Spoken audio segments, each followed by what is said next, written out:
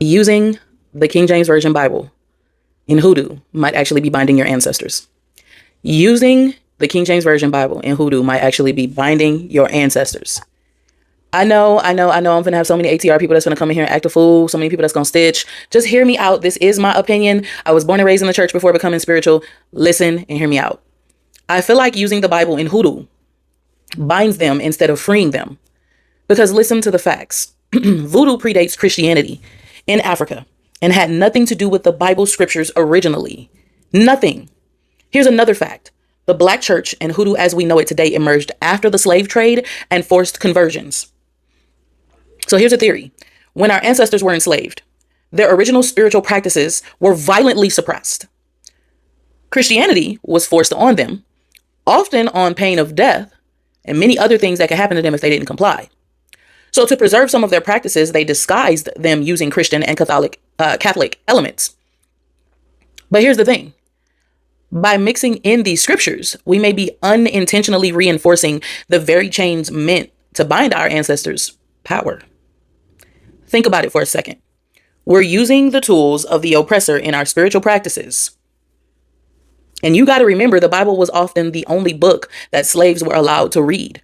Why? Because it was seen as a tool of control. They believed education would create an uproar. So by incorporating these scriptures into hoodoo, we are inadvertently continuing that control.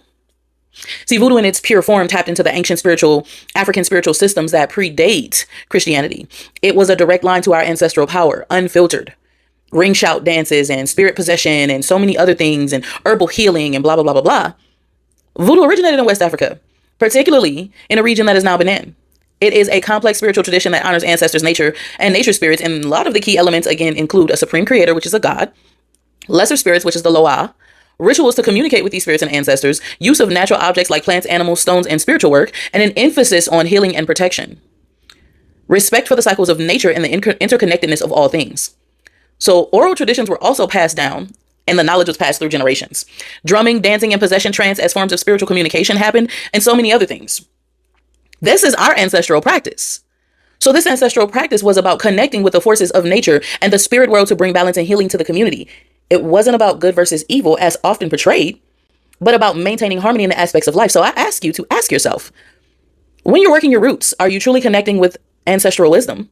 Or are you still operating within the boundaries set by those who sought to control them? I feel like it's time to decolonize our spiritual practices and reconnect with the raw, unfiltered power of our ancestors and break free from the scriptural chains and reclaim our true spiritual heritage. What do you think?